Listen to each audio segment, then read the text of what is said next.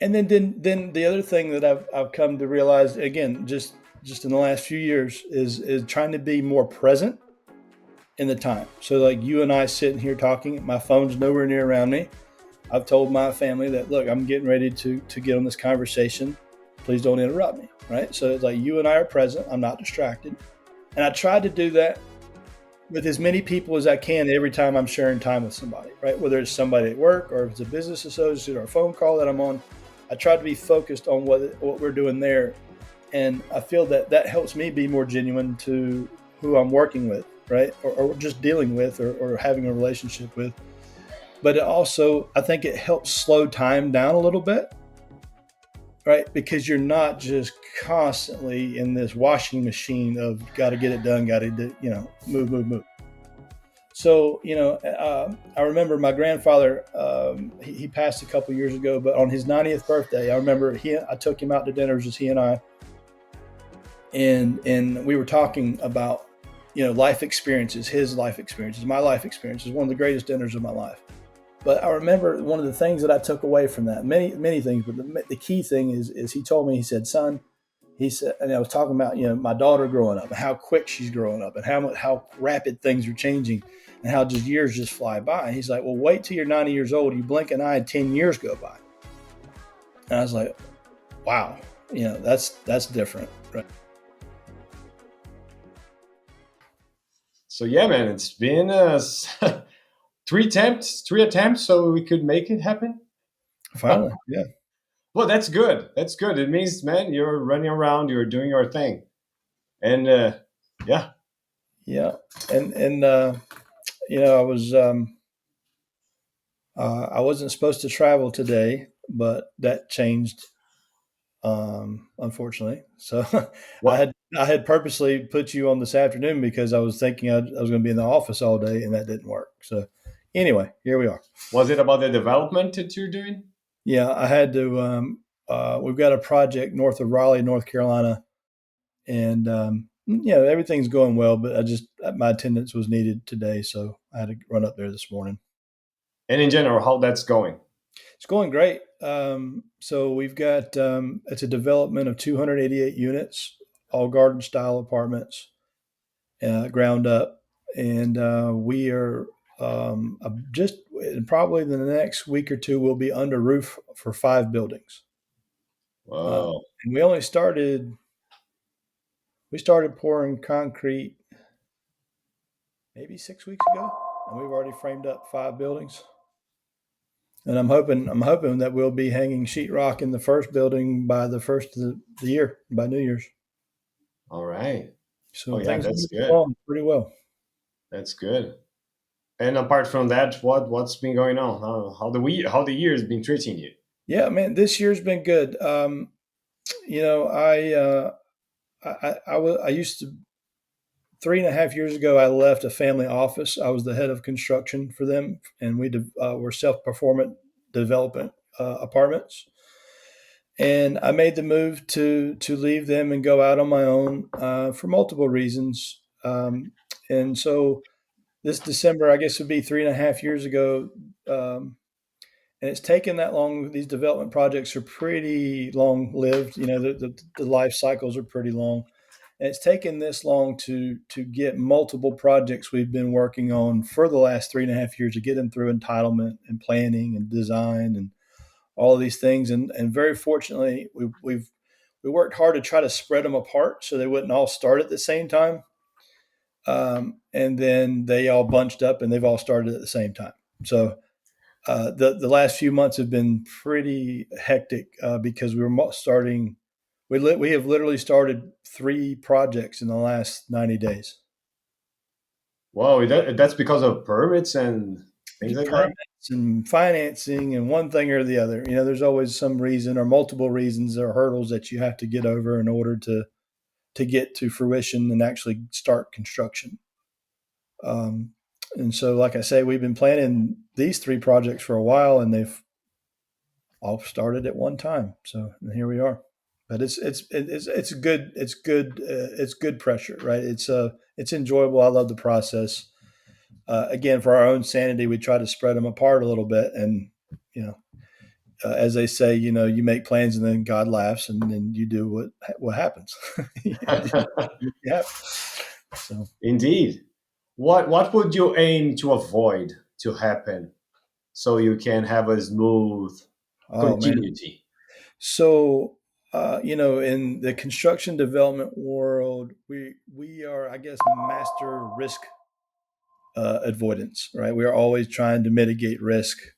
I think is the world we live in all the time. And unfortunately, in our world, it's not just construction; it's bureaucrat stuff, right? It's government stuff. It's Yeah. markets, what financial markets, commodity markets, right? So, I guess that's what's so intriguing about this business is because you really have to know a little bit about everything and be in tune to everything. And so, I would say the it's really trying to be best prepared. We have a lot of, over the years, I've been doing this, wow, 28 years. So, we've got processes in place.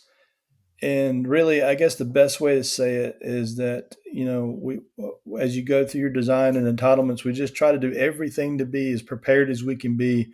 So by the time we actually get to construction, it's really one of the less, really technically one of the less stressful things. It's actually more manageable, I guess, from an unknown standpoint, because at this point you've designed it, you've hired the people, and it's just a matter of getting it done, and it's more physical, right? So everything beforehand is just paperwork and pushing paper and design and things that you're dealing with governments and banks and things that you really can't control all that much. Really, the construction piece is a lot easier to manipulate or control than all the rest of it. So really, by the time we get to this point, I feel like we can just, yeah. Now it's just a process, right? So, and of course, there's still unforeseen things that happen, but again, we feel like they're more manageable and more, to mitigate in during construction than in other times.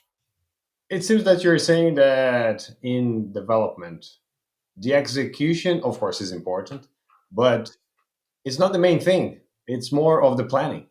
Yes. Well, so just important to the planning. And again, you could do the planning part many, many, many different times. And you just move from one county to the next, and it changes the whole complexity of it, right? Moving from one state to another changes even more complexity to it. So that's always there's always going to be some variable there. And the way that I've found is the bigger thing is having the right team. And I feel like that's really one of my superpowers, other than the construction piece. Again, I don't think God built me for really anything else than building. Right? I just feel like that's what I'm meant to do. That's the way my brain works. My brain wraps around it. It's second nature to me.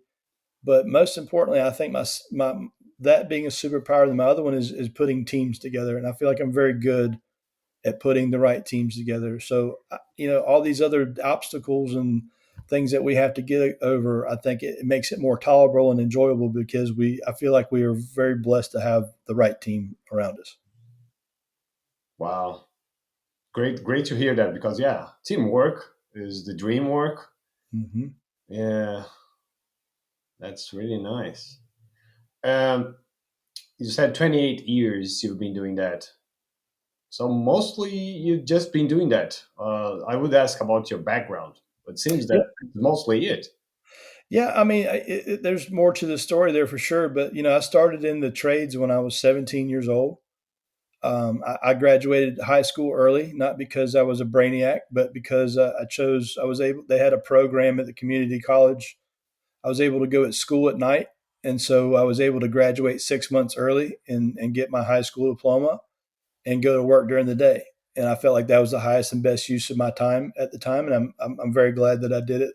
Looking back at it, it was a smart move for me because I, I, I was decent in school, but the way my brain is wired is very physical, right? So I feel like I excelled when I got into the construction world because I finally felt like I was where I belonged, right? And oddly enough, and what I'm doing today is very analytical, very mathematical, very statistical, right? So the education's always needed, but I think a physical skill always helps your overall skill set too. But yeah, so I started in the trades, and then I always had a curiosity to how do I do more? How do I learn more? How do I take the next step? Right. So we went from learning a trade to starting as a subcontractor. We started our own trade business, and then that was my first kind of step into the business world. And I mean, it was like drinking out of a fire hose. I had at that time there was no gurus, there was no coaches. You just went out there and figured it out. Right. So and I tell people I have a formal education and a street education, and I promise you, my street education is costing me way, way more than my formal education ever did. Um, anyway, so I just kept going through the ranks, right? And then I realized that, well, instead of being a subcontractor, I really would rather prefer the general contractor, right? Because it seemed like the general contractor was the next logical step. So around 24 years old, I got my general contractor's license and built my first speculative house. And that was a whole different learning curve of dealing with customers on that type of level, and building projects and dealing with banks and all those sorts of things. So there's a huge learning curve there because again, I'd never done it before, and I think we did pretty well with that. We're building like semi custom houses and some spec houses all the way up until '08. And right before '08, I finally had come to the realization that the general contractor wasn't really the last step or the grandest step. It was being the developer is really where the next big step is, right? So right before '08, we did our first development. It was a 10-unit townhouse development. We went in and did all the dirt work and everything and built some of the units. And then, unfortunately, '08 came through and changed our plans again, right? So, and then we were able to get out and liquidate a lot of things. '08 for us was again a learning ground. At that time, I felt like it was the worst thing that had ever happened in the world. Looking back in hindsight, it was one of the biggest blessings in the world, because it taught me a lot, and most importantly, it helped me understand the value of what's important. I guess is a better way to say it, because we held on to our business till about 2010. The market wasn't getting any better at that time. The opportunities were far and few between, and we started just doing remodeling or painting bathrooms, or we did whatever it took just to keep the lights on, right? Just to survive. And I finally came to the realization that I wasn't going to do that anymore. So we decided to close the business, and I took the opportunity to go to school. I'd never been to get my formal education, so I went to school, and the university in my town has oddly enough had a very good business school, and so I looked at the business program and decided I was going to go learn accounting. And so because I've got a propensity for numbers, just being in the construction world, if you can't add and subtract or do geometry, you're in bad shape. So, I said, let's try it out. And because at that point I was completely over the building world, I was completely over the whole real estate. I was done with it, and just need to change pace, need to learn a new skill, and just do something. There was nothing going on, so I had to do something, right? Instead of just sitting there moping about it, you got to learn a new skill. So I went to school, got an accounting degree, got an operations management degree. So I did end up with a double degree. And again, I like to say God has a sense of humor. My second semester I was there, my wife called me while I was transferring classes and told me that she was pregnant. So not only at 30 years old, being a college student for the first time, I also, and then well, let's just add a baby to the mix, right? Like, why not? Let's just do it all at one time.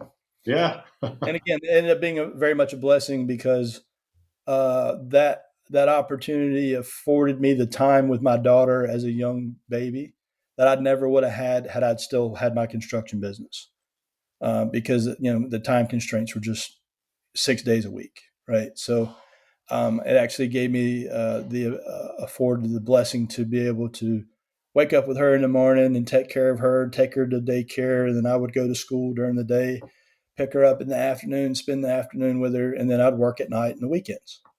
Right. So it really worked out well. Absolutely wouldn't change it for anything in the world.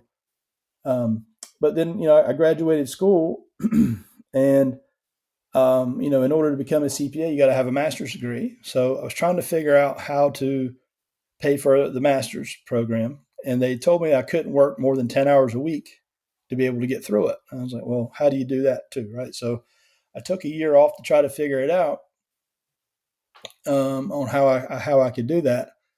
And I had just graduated, and literally, like I said, in a 5 year time span, I got 2 degrees.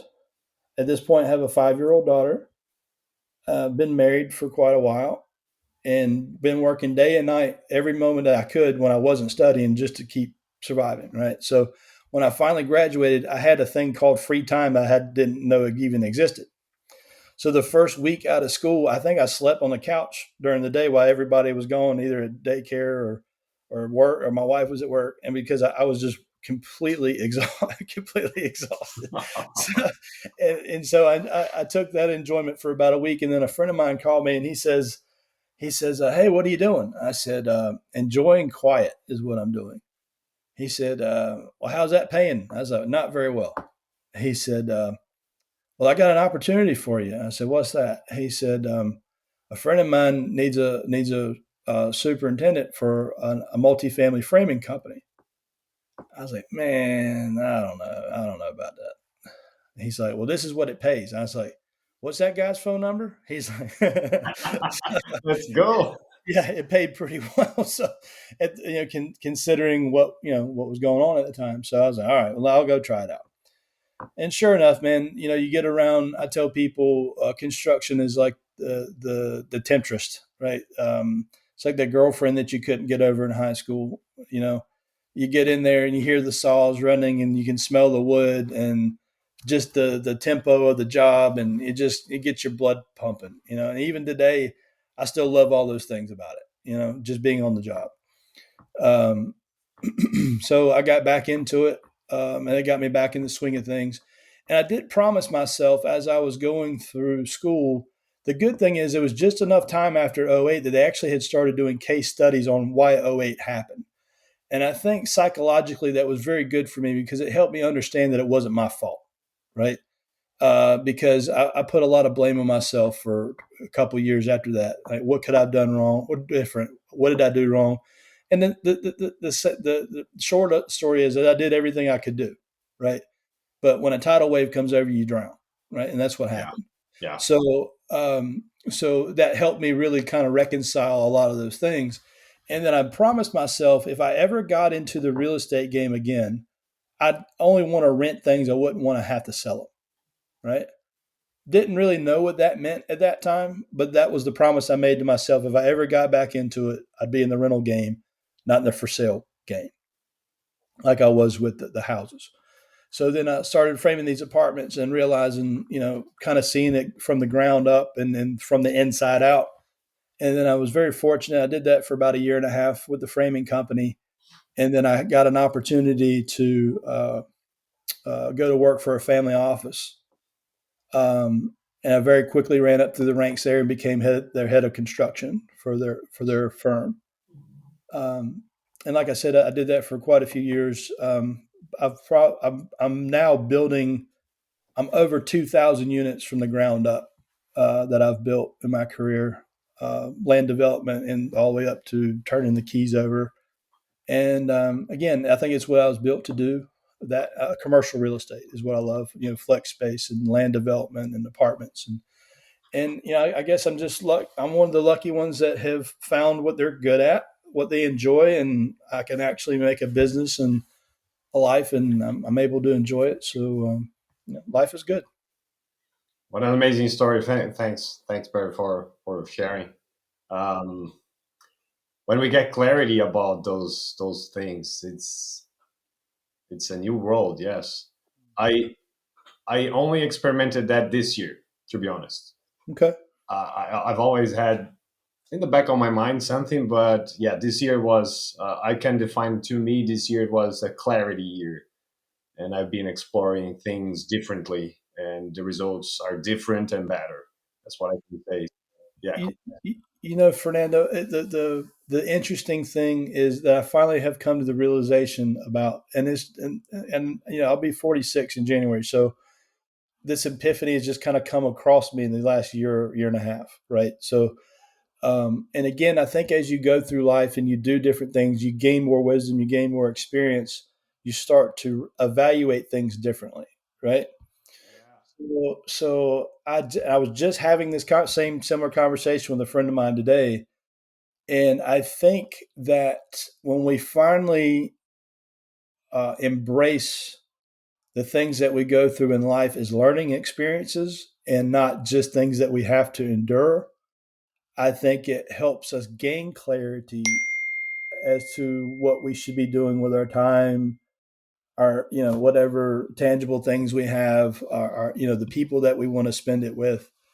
And again, I got to give that thanks back to the 08 experience because it helped me understand what was truly important, and what was important was my family, and there was more things to life than just working hard all the time. So now I feel like I have recently, I wouldn't say I have a perfect work life balance because obviously there's still constraints that you have to deal with. But again, I feel like I'm dialed into where I'm doing what I should be doing. So that feels genuine, right? That feels right. I do feel like because I left the family office, I have gained control of my time.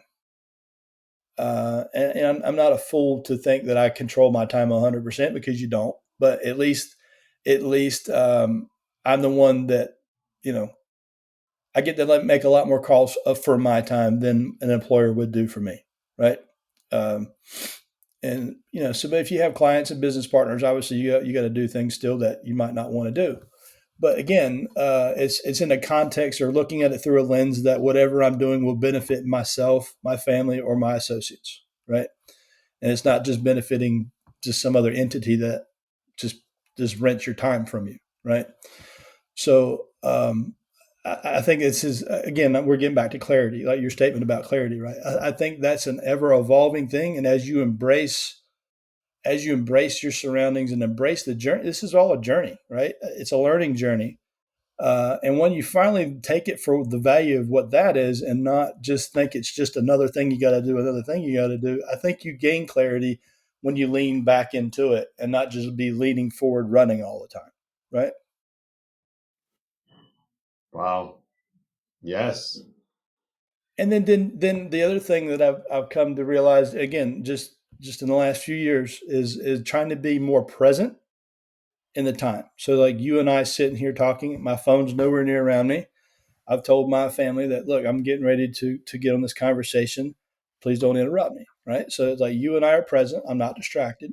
And I try to do that with as many people as I can every time I'm sharing time with somebody, right? Whether it's somebody at work or if it's a business associate or a phone call that I'm on, I try to be focused on what we're doing there. And I feel that that helps me be more genuine to who I'm working with, right? Or just dealing with or having a relationship with. But it also, I think it helps slow time down a little bit, right? Because you're not just constantly in this washing machine of got to get it done, got to do, move, move, move. So, I remember my grandfather, he passed a couple years ago, but on his 90th birthday, I remember I took him out to dinners, just he and I, and we were talking about, life experiences, his life experiences, my life experiences, one of the greatest dinners of my life. But I remember one of the things that I took away from that, many, many things, but the key thing is he told me, he said, son, he said, and I was talking about, my daughter growing up and how quick she's growing up and how rapid things are changing and how just years just fly by. And he's like, well, wait till you're 90 years old. You blink an eye and 10 years go by. And I was like, wow, that's different, right? You think a year going by, right? We're at Christmas already, right? It's like, where did this Yeah. year go? Yeah. And then when you look, but he said to me that, he gave me that knowledge base of, just try to be present when you can. Those are not weren't his exact words, but the gist of what he was telling me is try to be as present as you can. That does try to slow it down a little bit, but it's still going. Your life is still going to go by in a blink of an eye. So enjoy. Try to enjoy every moment that you can. Try to spend it doing the things that you feel that are right for you to do, and to spend it with the people that you want to spend it with. Right? That's true freedom, in my opinion. And I guess again, I feel blessed and thankful, in this season of the holidays that we're in, that I'm able to do that, right? And that to me is even more empowering and freeing. And then so when I talk to young people or just talk to people that think about transitioning from a W-2 to becoming an entrepreneur, I don't ever try to sugarcoat it and sell it for that it's just some easy thing that happens. You definitely got to have to want it, but you got to want it for the right reasons, and what's your why, right? Why the reasons you want to do it, because it's not easy, but it's the most rewarding thing that I think you can do. Definitely. Or one Yeah. of, right? Yeah. No, I agree. I'm still on that transition, but I've been pursuing that for quite a while. Mm, And that presence that you've been talking about, it was so hard for me. But today I think I understand better, and each day I get better to it, especially when I'm with my family. yes. Because in the past I would be with my son, my firstborn, and I would be with him, but my mind would be elsewhere, trying to think about businesses and stuff like that. And today with my youngest, my daughter, and even with him, I'm not trying to make up time for it, but I try to be there. Well, and again, look, I don't want to, I still am guilty myself of my mind turning, right? But I feel like I can actually catch myself doing it now, to where before I never would have even been aware of it. Exactly. And if I'm not aware of it, don't you think everybody around me is aware that I'm doing it? Yeah. Right. Yeah. So it's just more obvious, I think. So at least I catch myself and then try to reel myself back in and realize, hey, no, I don't need to be doing that right now. Right. Set the phone down or put the book away or turn the TV off, whatever the thing is that's distracting you, just stop it and try to be, and look, and that doesn't mean that you got to be locked into a conversation with somebody for 4 hours at a time, right? It may only take 5 or 10 minutes to do whatever it is that would mean more to that person, right? By just listening about their day or hearing their whatever their situation is at the time. It doesn't take a lot, right? It's not like it's draining, and it shouldn't be draining. Yeah. Because at the end of the day, there's times that we need that too. So you got to be able to give to get back. As long as it's meaningful. Exactly. Sure. Exactly what you said. Yeah. Yeah. Another thing that strikes me interesting is, even though we both are involved in real estate, but we are, I would say we come from different paths, but I will also turn 46 next year. Okay. And it's interesting things that you're saying in terms of the clarity of we were just saying about being present, and those are being recent realizations. It seems that we kind of, from experience, we got the same understanding around the same time. Just And, mentioning it's interesting. yeah. Well, and think about it. And I've thought about that. But think about it. When you're a kid, you just can't think about, you know, I can't wait till I drive a car, right? I can't wait till I'm in high school. I can't wait till I'm out of the house. I can't, you're just rushing yourself forward all the time, right? Then you finally get to your 20s and you're like, oh, I'm free. And then you're just wide open doing whatever a 20-year-old does till you're 30, right? And then, for me, I've always been an old man. So to me, it was always about work, but I enjoyed myself too. So I don't want to lie to you. I mean, so I had a lot of fun in my 20s, in my 20s too. So, but it was just burning the candle at both ends, right? Working hard and playing hard. And then you get to about 30 years old, you're like, all right, well, I don't need to play as much because that's just does not productive, And then my daughter came at 31, so that completely changed all that, right? The importance of things, the changed dramatically, right? And then you get to your 40s and you're like, now you've had enough life experiences. Maybe you should hopefully be about wise enough to start trying to think about things in a different way. So I think it's just the natural progression at the age that we're at, right? And then also saying, okay, well, 40 some years just blew by like that, right?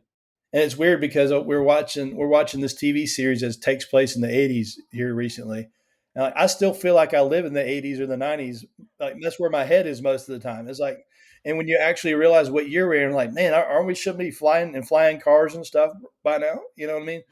So it's like, your brain plays these weird tricks on you, but it's like then you really got to take stock. Okay, well, just like my grandfather said, 45 years was a blink of an eye if you think about it, right? So it's like now we got to play a different game because we are, we may be husbands, right? We have kids.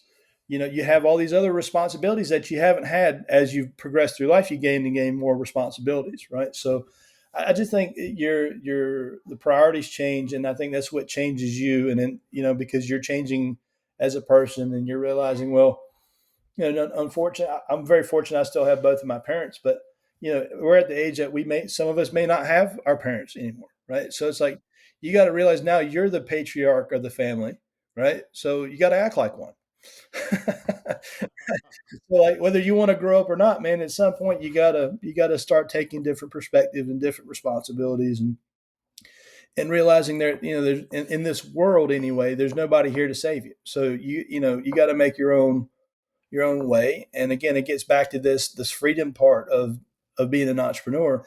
Well, whether I fail or whether I succeed, at least I tried, right? Hmm. I Hmm. wasn't just a lemming in the rat race, right? So, and I think it's that way with everything in life. You just got to get out there and get your hands dirty and go to do the best you can. Yeah, but exactly what you just said, I think that's one of the differentiator, and that's because we are having the similar progression, I'd say, because we try to be a bit better every day. Growth, continuous growth. Mm. I think that's one of the main things. Well, and it's continual education. Like I said, when I was in high school, I got out 6 months early. I just could not stand being locked in a room all day trying to be forced to learn something. Yeah. And the funny thing is now I am probably the biggest student there is out there in life. Right? It's like I don't want to be force fed things that you want me to know, but the things that I do care about and I do want to learn about, I want to drink out of a fire hose. Right? So I've probably read more books in the last 15 years than I ever read in my whole previous years before that. Right? You could have held a gun to my head and I wouldn't have read a book. But now Yeah. I don't know how many books I'll read in a year. And it goes through spurts. I might read 5 in a month and a half or 2 months, and I might not read any for 3 months. But when I want that knowledge of something, Yeah. I go look for it. Right? I Yeah. want to, and now with technology and GTP, I mean, it's almost like a constant. Whether it's articles or podcasts or books, I'm always, when I'm running down the road, most people would probably be bored to ride down the road with me because I'm listening to podcasts or audio books, or Yeah. I'm not just, I still enjoy music, but I try to make the most of my time, Yeah. right? Similar. Yeah. So again, and then that's another thing that you learn as you get older: time management, right? Oh Trying to yeah. be trying to get the most out of every minute because you realize it's a fleeting thing, right? We don't ever know how much time we're promised. Exactly. Exactly. So yeah, man, it's interesting. It's very interesting, right? As we grow older, hopefully you grow wiser, right? That's the trick. Hopefully Oh that's what yeah. happens. But I definitely feel like I am proud of the journey I've taken to now, and I do. You feel like you don't gain very much ground, but it's very much a hockey stick type thing, right? I mean, you got to go through you do have to grind through it to learn different things and different skills and different trades and different seasons of life gives you life lessons. And if you don't take it for the opportunity is to take some value out of it, so you either don't make this mistake again, or you can accelerate your growth later because you have this one piece of knowledge now. Yeah. Yeah. True. Allow me just to go back a bit. I want to ask you about '08. What was the Mm, biggest lesson for you in '08? wow. It seems Mm. that it impacted, of course, impacted a lot of people, but yeah, seems that impacts you significantly. again, man, there's the. I mean, we could talk for a week about that, right? I mean, it was a lot, but I would say if you had to boil it down to a handful of lessons, um, is leverage, right? Um, the thing that hurt me was I was speculative, right? So everything I was doing was for sale, and I was levered highly. I mean, at that point, I would again, hindsight's 2020. I wish I had the knowledge I have today with the lending laws that were then, right? Um, would that have made a difference? Would I'd still gotten wiped out? Who knows? I don't know. But but we were borrowing construction loans at 105%. Yeah, it's like I would just call the bank and be like, "Hey, I found this lot. It costs this much. It's going to cost this much to build the house. Okay, go buy it." So it's almost like just having a credit line, essentially. And everything was appreciating so quick at the time. It's like I bought two lots at the same time. I built one house and had the other lot sitting there for sale. And then I finally put a for sale sign out there. And the mistake I made there is I sold it too soon. I was in an appreciating market. I'd never done that in my life. I didn't understand what an appreciating market was, right? So really, had I understand what was going on around me fully, I'd have been better off just waiting another month or two, and I would have made two times as much money just selling the lot as I would had that I bought when I built and sold the house. Right? But I was in an appreciating market. I mean, any dummies, a trained monkey could have made money at that time period because the lending was loose and the market was like you could have made many mistakes and still made money. So I guess so I saw that younger, right? And now you look at what we've been going through the last 3 years, completely different dynamic, right? The lending laws have changed. We just closed a construction loan. It's a 60-40 loan, right? We had to bring 40% equity or money to the table to close the deal. So that's hell of a lot different than getting 105%, right? Yeah. So and especially at the rate. Granted, those rates in '04, I think they're in the sixes. So really, the rates aren't too much different than what they are now, but the lending rates are different. And that's a blessing and a curse at the same time too, right? When you're doing a 60-40 deal, you got to look deeper in the deal, and it's got to work, right? It's got to work. To where those deals, you didn't care if they worked or not because you're just burning and turning paper at that time. So I would say that the lessons that I learned there were I didn't want to be in a speculative position.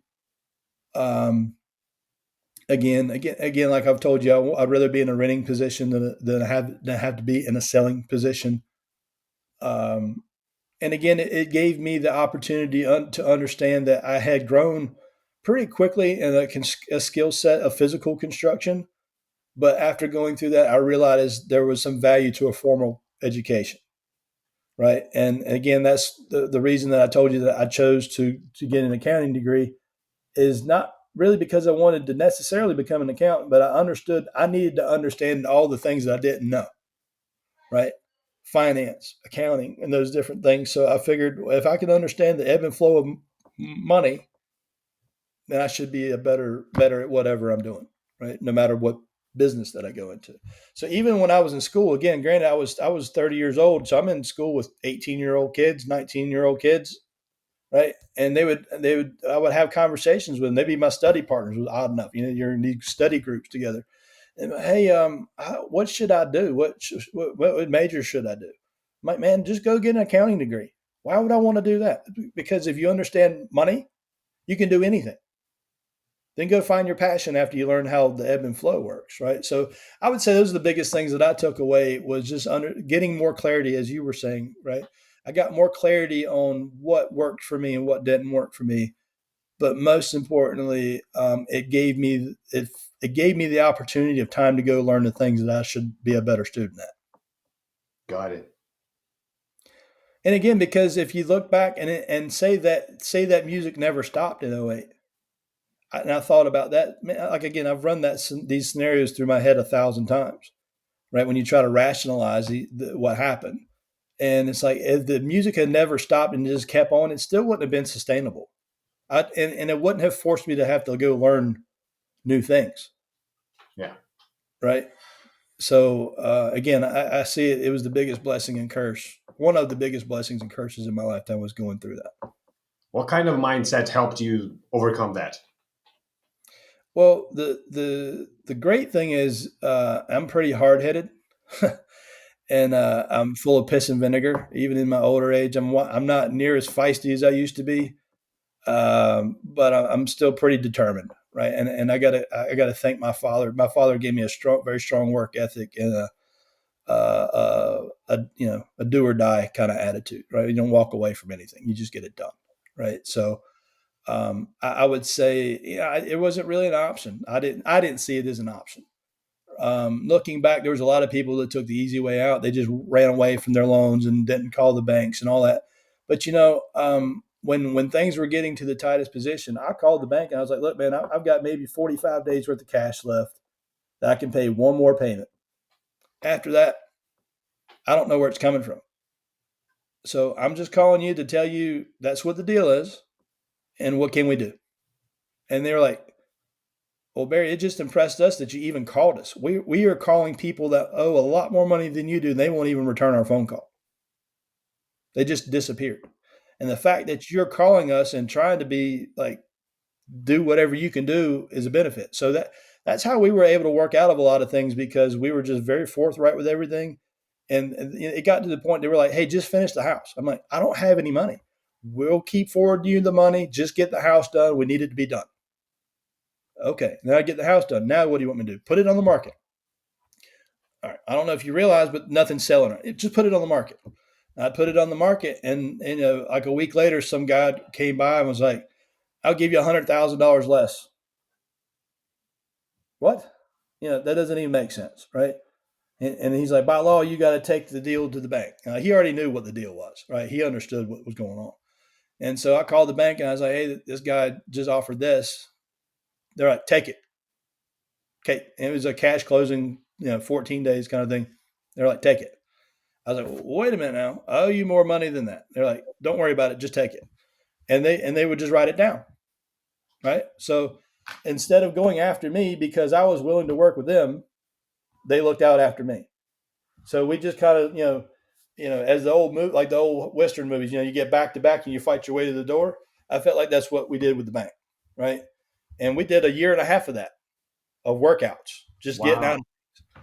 And so by the time that was about the time that we got into '09 and early '10, and that's why I was just wore out at that point. I'm like, all right, I'm done, because we had literally fought our way out of the hole that we were in, right? And luck again, it was a blessing that it worked out that way, but it was very painful. But again, I didn't see it as an option because what else were you going to do?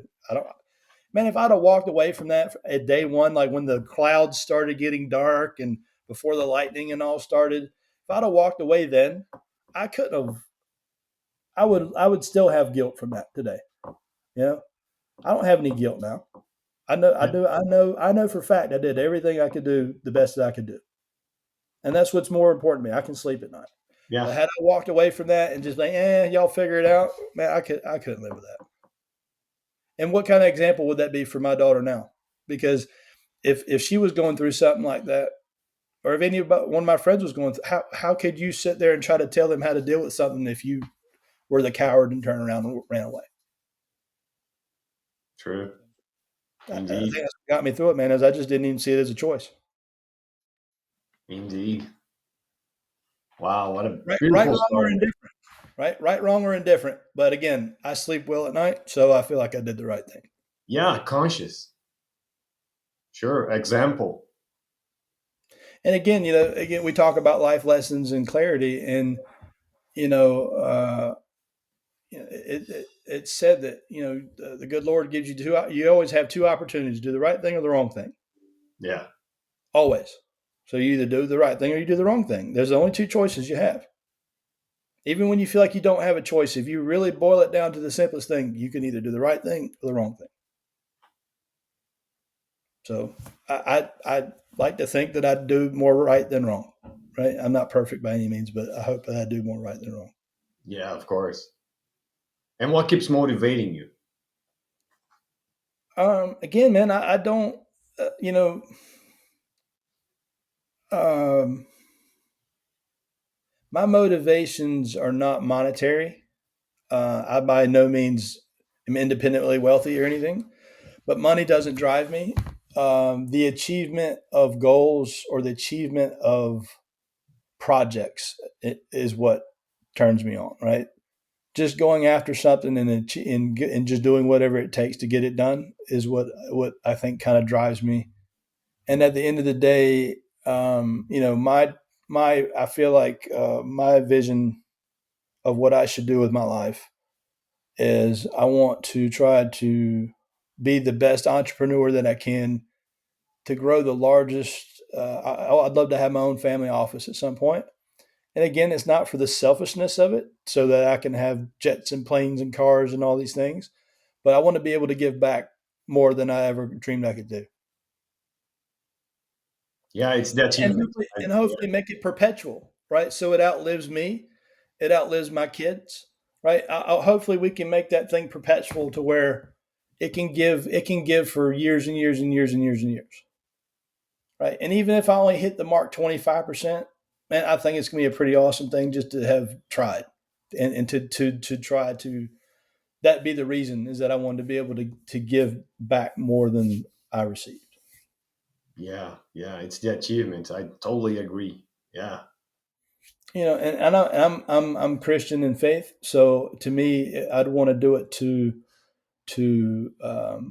for the blessing of Him and to let more people hopefully be aware of that, right? And to try to be a blessing to more people.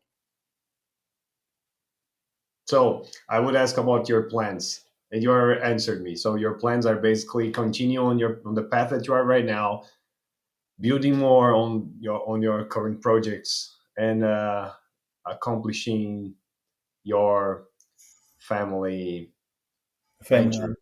yeah. Yeah, that's the big goal, right? And but again, that's gonna be a lifetime journey. I think a lot of people look in their life as I can't wait till I retire. I will never retire. I don't care how old I am. I will never retire. That's a mindset, in my opinion. I'm too much of a deal junkie. I might not do it full time, but I don't see me not ever being involved in something in some form or fashion, right?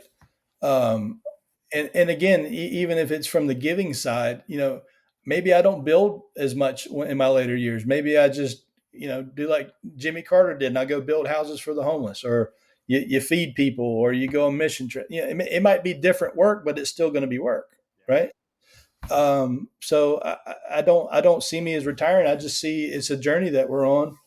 And again, hopefully we can build this machine that helps make it financially feasible to take care of ourselves, but also as many other people as we can along the way. And again, like and then the process of building that out is being surrounded by people I want to spend time with. Right. Again, like we talked about the freedom of that, right? Of who do I want to spend time with? Are the people around me helping me learn more? Am I helping them learn more? Are we growing together as a team? Are we building bigger and better things because we are a team? Right. So it's just that the whole process of it is what again that motivates me daily. I feel like I'm very fortunate to be around some very phenomenal human beings, and again doing the things that I love, and I think that if I keep all these things kind of together, then we should achieve our goal. Yeah, yeah. You've had you've had struggles and a lot of battles that you've been telling. What would you say was your most transformation, most rewarding transformation you feel that if you compare yourself today with the Barry of years ago? Hmm. Wow. I would, if I had to boil down my life to four things, experiences, we'll say, and we hadn't talked much about this, but my wife and I have been married 25 years this year. And we've been together for 27. So marrying her, for one, going through the '08 thing, I think built a lot of character, right? And a lot of the life lessons. And having our daughter, would be the probably and I'm talking in sequence, right? And not necessarily ranking Yeah, importance, yeah, right? yeah, But just yeah. timing, right? The four major milestones I see them, and the fourth one that I think really helped, I guess, finish honing me to where I'm at today, or the progression to where I've gotten today, is in 2020. I had a very unexpected health scare. I very abruptly realized that I was going to have a kidney removed. Um, and it was a pretty quick process from the time that I realized what was going on to the time I had surgery. Was, I think, a matter of 10 days, 12 days. So that 12 days was very much of being in a washing machine, right? Being told that you potentially have cancer and you have to have this organ removed. And you start thinking about all the things that you don't have prepared, all the things that, what happens if I get wiped off the face of the earth? What happens to my family? You just start thinking about all these things. And again, I've been a person of faith since my teenage years. So there wasn't really a struggle of, I wasn't afraid to die, but it's like just thinking about all these things I would leave undone, right? Was really more the biggest concern. And so and that was during the throes of COVID. So my wife literally dropped me off at the hospital and wished me luck. I jokingly tell people it's like dropped me off at fat camp, right? It's like, good luck, we'll see you later, right? But so um, I was kind of full of anxiety about just all the unknowns. And when I walked through the threshold of the hospital, I had this overwhelming calmness just flushed through me. And I'm convinced that was God telling me to be okay. So what I didn't know was coming is that I went and had surgery to have the kidney removed, and while I was in there, they nicked my intestine, and they had to have a surgeon come in and repair it. And then so when I woke up, they told me about everything that had happened, and they were like, "We think we got everything out, but this one thing with your intestine happened, but it should be okay." Well, fast forward to the night before I'm supposed to go home the next day, and the patch ruptured, and I went septic and almost died that night in the hospital. And I didn't, thank God. And I was allowed to come home and see my family and heal. I was out of work for 4 months. And the family office that I worked for took phenomenal care of me. They told me just to stay home and heal. Don't worry about money. Don't worry about anything. They paid me like I was at work. Right. So it was phenomenal. They were phenomenal to me. Now I'll never be able to fully thank them for that, but they gave me the opportunity to heal and get mended back.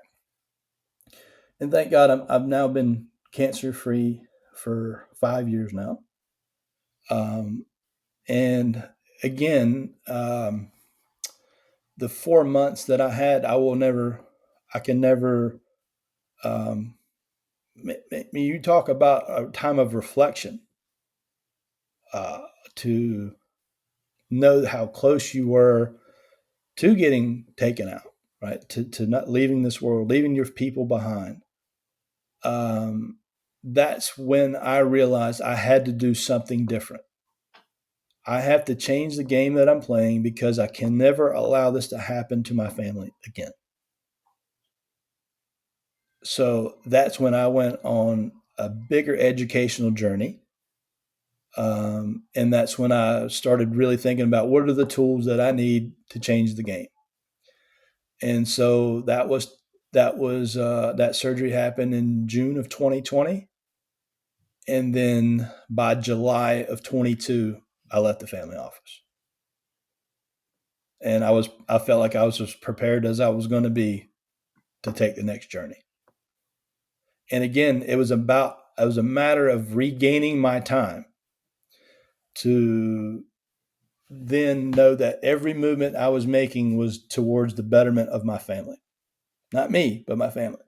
And again, my associates, right? Because it's a team effort. So you have to look out for everybody that's involved with you. And So I would say all of those things combined have made me to who I am today. And they've all taught me different things. Um, and again, like I love the word clarity, like you kept saying, right? That gave me a tremendous amount of clarity of what I didn't know, what I needed to know, and what I needed to do. And again, I'm hard headed enough. I just head down, got to it. That's how we got to today. Wow, Barry. Congrats, man. Thank you for sharing that. Wow. Powerful. It's funny. You told me you know Eric Upchurch. So this is a great little side note, and I've told Eric this, and it's been very powerful. So I think it was December of 21. I went to Orlando, Florida, and went to Rod's boot camp. Okay. Again, when the healing period, I did a lot of my because of all the surgeries and the being put asleep. My cognition wasn't great, so I couldn't read like I wanted to. So I just like drank YouTube and listened to podcasts. Right, that's how I was on my educational journey. And so I had a little notebook, or notebook, and I was take notes. Right, look into this. What does this word mean? Get this book. Right. So I was just drinking out of a fire hose and writing down. I still got that notebook today. And again, that was the fall of 2020, and you fast forward to December of 21, and I go to the boot camp, and I saw Eric on stage and heard his spiel and his background and a couple of the other warriors. Well, then it came to in that time of the presentation that you or that weekend that you could join to be a warrior, right? So I got up, went back to the back of the room, and Eric happened to be standing next to the table where I was signing up. And I reached out and introduced myself to him. And I said, I'm getting ready to sign up. He said, "Oh, cool. I'm a coach." I was like, "Well, you're going to be my coach." He's like, "Yeah, well, there's an interview process and this." I'm like, "All right, man, you're going to be my coach. So we'll just do that." So then he ended up interviewing me later that day, and I signed up. And then, when we sat there and we did the interview, we realized we had a few things in common and everything. And he said, and he made sure that when I signed up, he was going to be my coach. So, we get on a call a few days later, start talking, and, I happened to look in my drawer and saw my notebook. And I took the notebook out and I opened up just opened the cover of it. At the top left hand of the page, Rod Khleif podcast, Eric Upchurch. His name was written in the top left corner on the first page of my book. I listened to the podcast, and I didn't remember this being in the presence of him at the time, right? But that was one of the first podcasts that I'd listened to, and it was Rod interviewing Eric and about him being in the military and his whole story.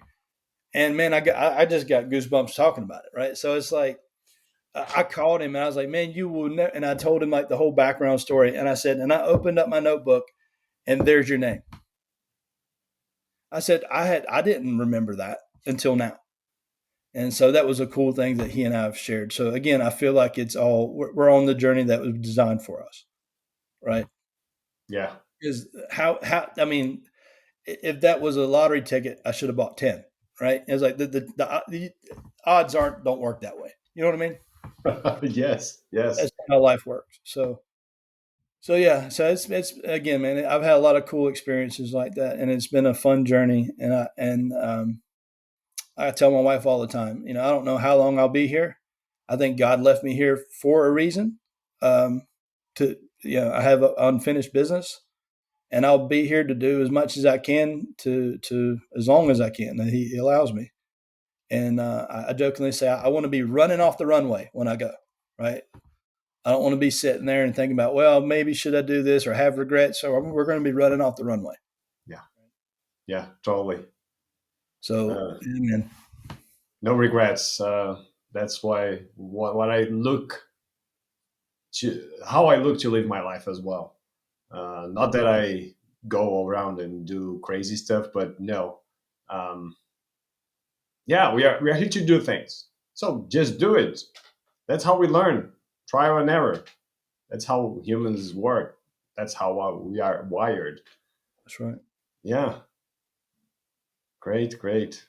Well, man, look, I selfishly can't. I can't be that selfish. So I appreciate. I know you're interviewing me, but at the same time, I'd love to learn just a little bit more about you, if you don't mind, kind of giving me a background on you. I'm not interviewing you. Like I said, it's a conversation.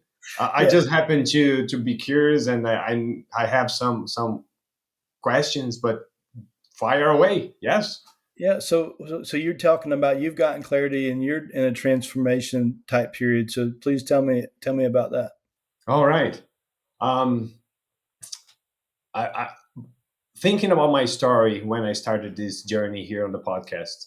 I started to write a lot because from that I know that like people like you have a lot to teach us.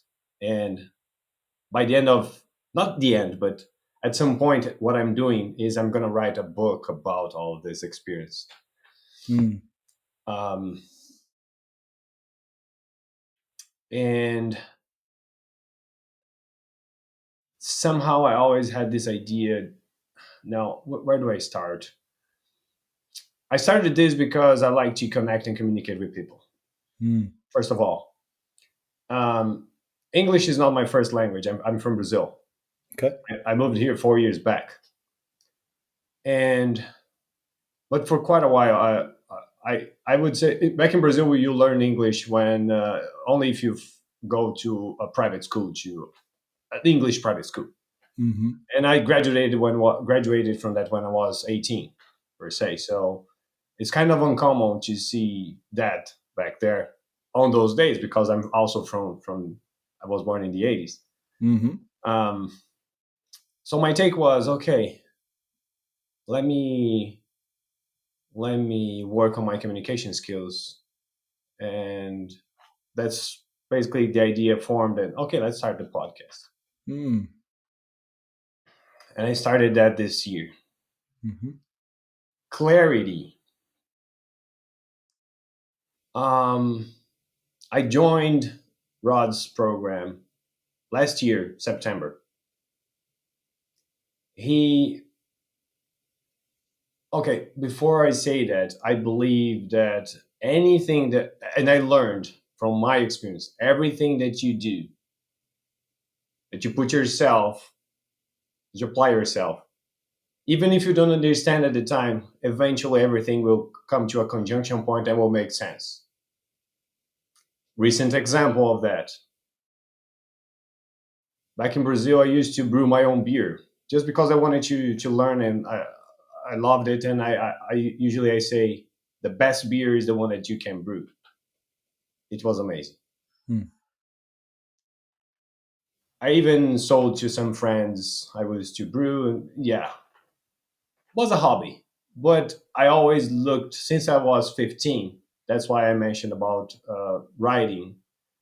I understand today that since I was 15, I always looked to things and try to build a business. So I was always trying to, okay, I can turn this into a business. So even though still in a W-2, my journey to be an entrepreneur, it's been ever since.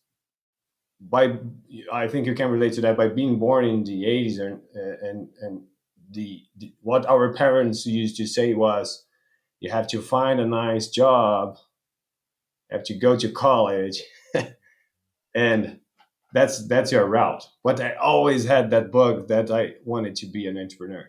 Hmm. Ah, all that to explain clarity. Yeah. But it's to give a background of where I am. Yeah. So I brew my own beer. I stopped that because I started doing triathlon, and today I'm in a conjunction point related to that. I'm developing a product that I'm using the skills I got from that, from when I did that for just for hobby. Hmm. And in recent years, I don't know, 5 years ago or more than that, I felt that my purpose was to make the world around me better in any way, shape, or form. I've always that 5 years or so. I think I have this understanding. But just this year, and after hearing Rod say, work on their superpowers, team up with great people, that was in my background here. And just this year, that's when I understand that all of that, I, I put that together and said, okay, I'm surrounded about these amazing people that knows a lot. And I understood that by doing the networking. Um, and I knew that, okay, that's something that I can do. We don't need famous people, or how I say, the unicorn achievers. And I'm talking about, Jeff Bezos, Elon Musk, all these guys, Bill Gates. Yeah. Around us, there's so much knowledge that we can help people with that. Mhm. So I got clarity on that point, how I put together my purpose, which I really understood. Okay, yeah, that's what I really want to do. And through the podcast, connect, put this knowledge together, and help with people gain clarity around mindset, struggles, all basically everything that we discussed, because that's who we are. We are built on struggles, motivation, transformation, and um, mindset. Yeah. Basically, that's how we move. So I got clarity on that, and once I really got clarity and everything formed, it's magical. It seems like everything you're doing for a purpose. And that's why after I started the podcast first, and then, okay, how do I propagate more of that? Then, okay, I'm gonna start building my personal brand on that. It takes a while. It's every day, and that only happens if you put yourself in a uncomfortable situation. Even though I like to communicate, uh, picking up the camera and sharing things, it's not really my thing. Mm. I'm a more private person, but I'm not sharing myself there. I'm sharing, okay, this is my experience. This is what I learned. I hope you can get something, and I'm trying to add value to you. Yeah. Because I have that clarity, I gained clarity around that, around this purpose. I started doing those things because I believe I can help someone and make the world around me better in any way, shape, or form. Mm. Well, I guess how many of these interviews have you done like this? You are my 22. Okay. So even only have done 22, I can only imagine that excuse me. I can only imagine that you've gotten things out of it that you didn't even expect, right? And that that's why I love having conversations with people. And I've thought seriously about doing something similar to what you're doing. Has been in the back of my mind, and not that I want to necessarily do it to be the next Joe Rogan, right? I wanted to interview people that I just thought that were interesting, that I could possibly learn something from, or other people could take from. So there's several people that I know personally that, again, like I think you were kind of alluding to this, they're everyday heroes, right? They might not be Jeff Bezos or Elon, but they've achieved, whether it be monetary or personally or whatever, a lot of different things, or have a lot of worldly experience, and they're interesting stories, right? So I think it only does justice to share those stories, right? Yeah, And again, because it's cool just to be able to talk to people that have interesting stories, for one, so it's fun and intriguing. But you never know what the ripple effect is of that, right? because if you put this on YouTube or however you broadcast your series, we don't ever know who's going to listen to this. You won't ever know. I will never know, right? And maybe we have shed some light or an experience that we've had, and it may be the 10,000 person that finally have watched one of these things. And it may be 10 or 15 or 20 years from now. That may take it. They may have their aha moment because they heard something. Right. So I heard that spoken to me. Like you, I try to keep my private life private. I post a little bit of stuff on social media, but I finally have come to the conclusion that I do need to put myself more out there. Right. Because when I do post things about our projects or life experiences, um, uh, it comes back around to you. And again, I think people. I may talk to somebody a year from now that I haven't seen in a while, and they might, hey, I just want to let you know, man, that one thing that you posted about it, that one project you did, that was really cool. It was really intriguing. I followed the whole thing. Again, you don't know who's paying attention to this stuff, Yeah. right? So again, as long as you're putting content out the world that is meaningful or that shares ideas or mindset or whatever, I, I don't think you can go wrong. And when you look at YouTube, I mean, if you looked at my Instagram feed or my YouTube feed, you think I'm a psychopath, right? I'm like I watch hippie chicks growing vegetables and making bread, or some guy cooking barbecue, or a guy building houses, or cryptocurrencies and financial thing. It's like it's an array, right? It's not just one thing. And again, that's the student in me. I always want to be learning something. So again, but it proved to me that there's an audience out there that wants to watch a hippie chick grow vegetables, right? And because she's got a following of 50,000 people, so there's 50,000 people in the world that they think whatever that is interesting. So it's like we can't be the judge of what other people will find interesting. We just need to put it out into the world. And again, not that I want to have 200,000 followers or anything crazy. If that happens, great. But at the end of the day, as long as somebody got value out of it and it added value to somebody, that's what's more important. Whether it's 5 people or 500,000 people, hopefully it helps and touches somebody at some point in their life, right? Yeah. So I Yeah. commend you. I commend you for doing that. And again, I've been thinking about that myself. And again, selfishly, I want to do it just to be able to interview people that I find interesting. Because I listened to a podcast. A guy was actually a marketing guy, and he got burnt out in the marketing world. And he said, "You know what? I'm scrapping all this stuff. I'm going to start a podcast and only talk to people I want to talk to about topics I want to talk about." He ended up becoming like a very popular podcaster, but it was genuine because we're sitting here having genuine conversations, right? It's not published, it's not whatever doctored or whatever it is. It's just an honest, open dialogue. Exactly. And And I think especially this world and technology and with AI and everything that's coming around, I think the more genuine like content like this, whether you can do all the AI generation you want to, the human beings are still going to be smart enough to realize what's genuine and what's not. Right? They may get good and put some smoke and mirrors out there, but at the end of the day, I think the content that's going to win is still us being genuine as human beings.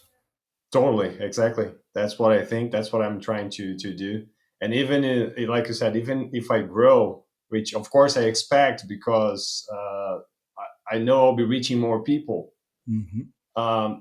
I still there is much more value to not go after famous people.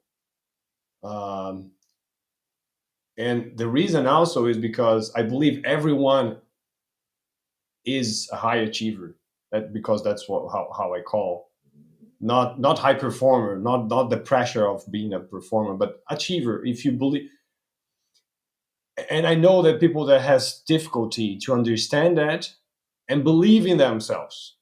Mm. I've had I've had contact with several people, including my wife, that she can come here and say that did not believe in themselves, and somehow I was able to help them understand. Hey, no, no, no. Understand this what you did today. It's grand. Mm. You are successful. So it's because of those as well and the mindset. Uh, I would that's to say that I would be still talking to. like people like us. Yeah. Yeah. Well, again, man, if you think about when you look at the statistics of life, famous people are only a very small percentage of the population of the world. So, really, there's probably the most interesting stories, the ones that'll never be told. Exactly. And they are so ahead in the game. They Mm, already went through the things that we are doing now, because basically the path, it's not the same, but the struggles, everything, the transformation that hmm happens. We cannot relate to that. Yeah, it's not unrelatable, right? But the conversations between you and I should be a lot more relatable in most cases. Exactly. Absolutely. Yeah. Yeah. So hopefully the impact will be more a greater to more a broader audience, right? Yes. Yes. So I truly Absolutely. believe that. Yeah. Well, so tell me, were you into real estate before you joined the Warrior Group? No, no, not really. I have just one small apartment back in Brazil, and that's it. Nothing related to commercial real estate. Never. So what got you to want to join the group? The business pursuit. At that time, I understood. Okay, I did some research, and the real estate game here is really different from Brazil. The tools, the platforms, everything. Yeah. Um, and the progression was okay. Real estate is very interesting. If we can buy a house, blah blah, blah. And then you keep searching. Oh, multifamily, right? So it was really my conclusion of finding a business to build that was scalable. hmm And yeah, that's how I got to that. Well, and that's an interesting concept too, right? About the scalable piece. Even before the digital world, right? Um, that that was one thing that that's always something in the back of my mind, right? Even as a skilled tradesman, I knew I couldn't do more than what my hands would allow me to do, right? So then how, and it always intrigued me how people grew businesses like GE or, whatever Ford Motor Company. Like how did one guy or two guys go from just with their two hands and build this thing? Like, that's always intrigued me how people obtain scale, right? Um, and so even before this digital world, I was always like, man, it'd be really cool to be able to take the tangible world that I'm in and somehow be able to scale it bigger than myself. Right. And so, again, I think social media is that outlet, right? Again, whether you're doing YouTube videos on how to do something or you're sharing podcasts and interviewing another builder, right? Or another developer or one of your clients that you're developing, whatever these stories are that are in that world that, again, like a Rod type scenario where you're giving people insight to a world that you don't have access to unless if you're in it. Yeah. But there's a lot of people that are very interested in that world. I mean, look at you. I mean, your story is not uncommon, right? When you talk to the people in the warrior group, there's a lot of people that join this group that just want to learn or be exposed to something different, right? And they don't have a clue on how they're going to do it or what they're going to do, but they took the opportunity to just jump in. Yeah. And I think that's outstanding that Rod can attract that type of person, right? And it's amazing to me. I've been involved in the Warriors for 5 years now, or yeah, going on 5 years. 4 years this actually 4 years this month, right? 21 to 25. So 4 years this month, and I don't know that I've met really a bad actor yet. I've met a lot of phenomenal human beings in this group. And actually, a lot of the people that I probably had the most interaction with outside of my family are probably people that spawned from the warrior group, whether they're a warrior directly or I met them inadvertently through the warrior group. We've made some really good friends, and again, I think it comes down to a mindset, like you talk about, right? Like, we have a lot of commonality. A lot, our way of thinking are very similar. Our mindsets are similar. I think we're all naturally curious, right? That we want to learn and do different things and achieve different things. And but most importantly, I think the thing that's a lot of the commonality. There's a lot of givers in the group, right? I don't think that I've really met much of a selfish person in this group, which is weird. I mean, there's like 2,000 people in this group. I've met a lot of people. And you would think just a lot, odds of meeting different people that 1 in 20 or 1 in 30 or whatever would be like, you just have a bad vibe. Like, I don't even want to know that guy. Right. And I really, honestly, I don't know that I've really even felt like a bad vibe kind of thing out of all the different people that I've met. So it's really that really is a testament to Rod, I think, of how he is attractive and attracts those type people to his atmosphere, right? And then then all get together, and then they all do different things. And again, there's going to be ripples in that pond that he'll never know about, right? Yeah. And the friendships that were made and the things that were done. And again, man, I think that's the cool thing about what you're doing, and other type things that I would love to do. Again, is you don't have to know about the impact that you've given. It'd be nice to know, right? It'd be nice to know, but I think the biggest impacts that you'll give, you'll probably never know. Yeah. And just by being who you are and doing the actions that you're doing and doing the right thing and trying to give a positive content or constructive content or whatever that looks like, I mean, I think that's huge. Yeah. Kudos for that. Thank you. Thank you. Yeah. Yeah. I like to think it is huge. Yeah. We will never know. It's like you said, good and bad. Mhm.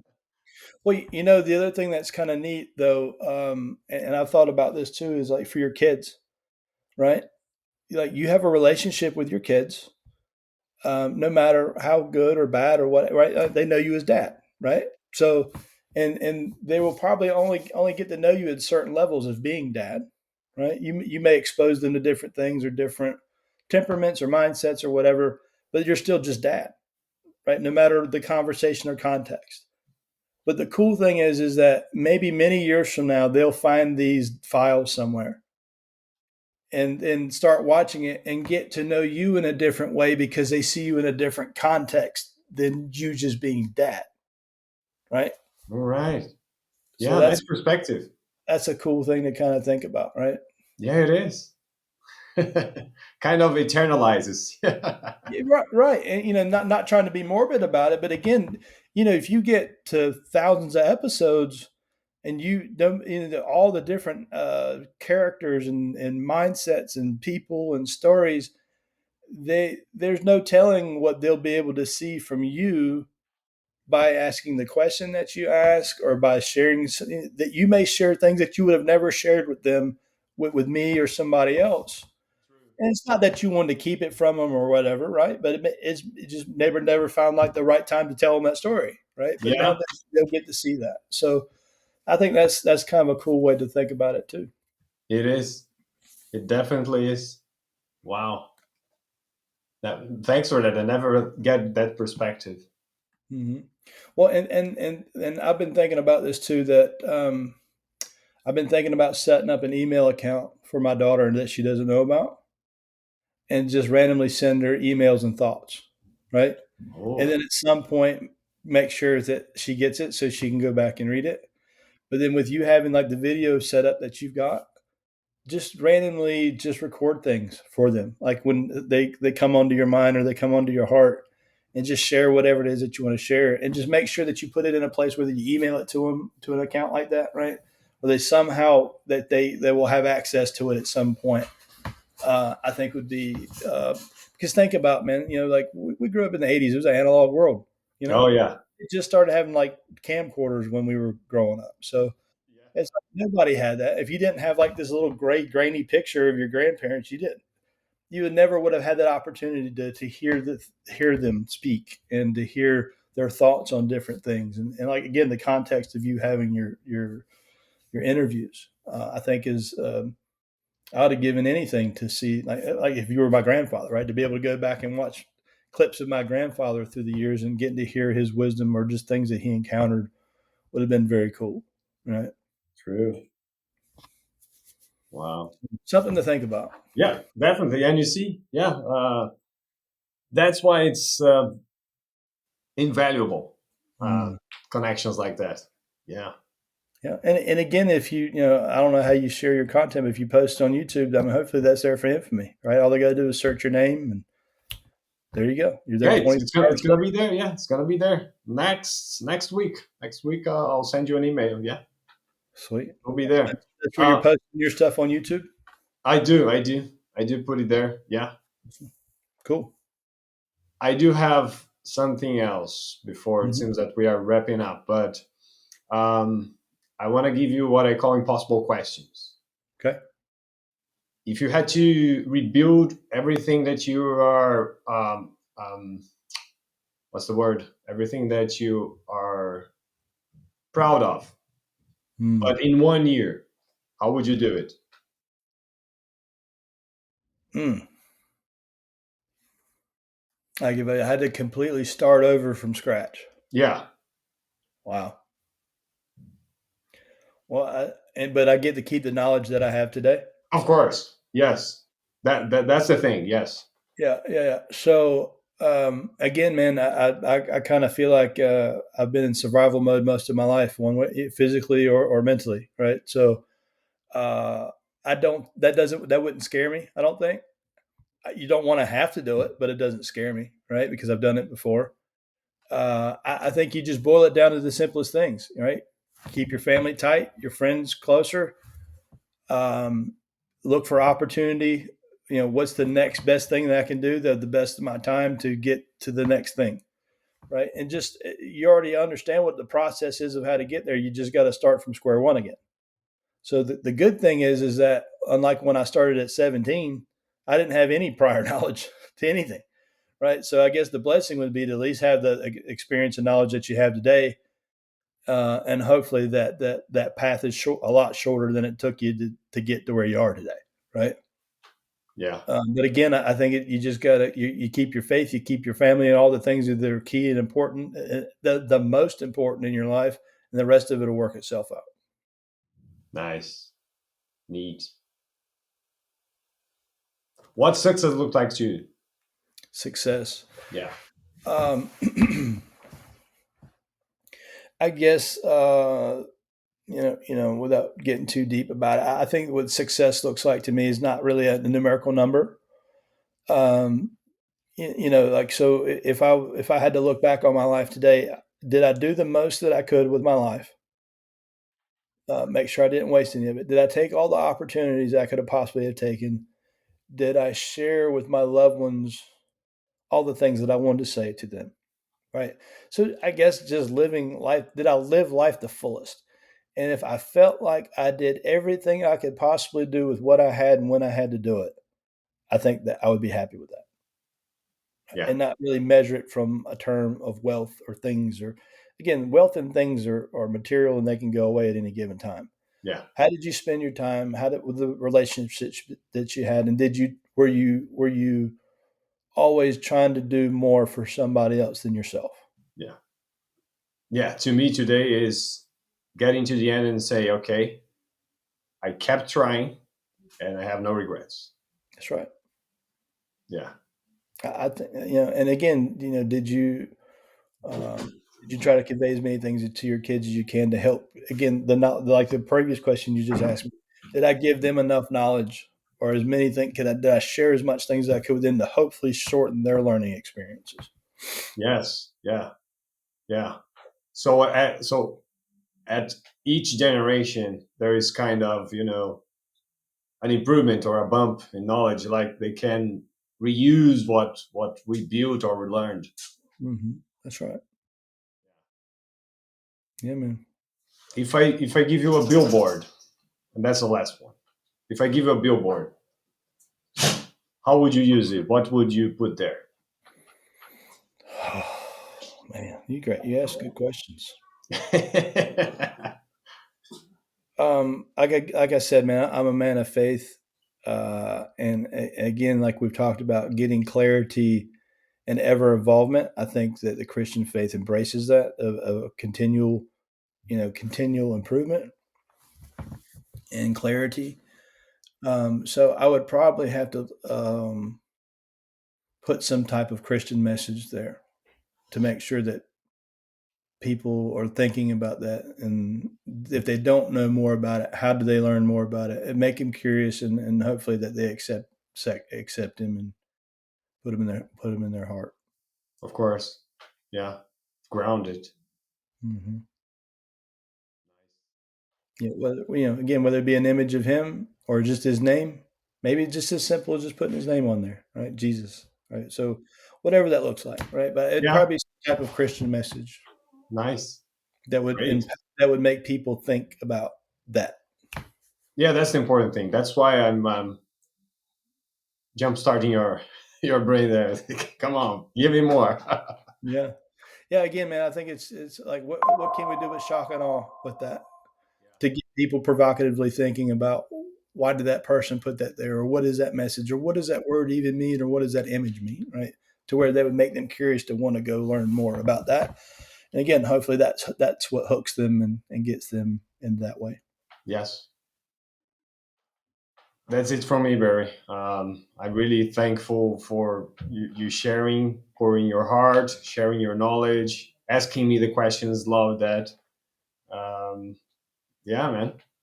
Thank you. Well, From and I appreciate the opportunity, my friend. I've been thoroughly enjoyed this. I'm glad we have gone through the struggle to get here to be able to have this conversation. I really yeah, have been looking forward to it, and appreciate the opportunity to speak with you this evening.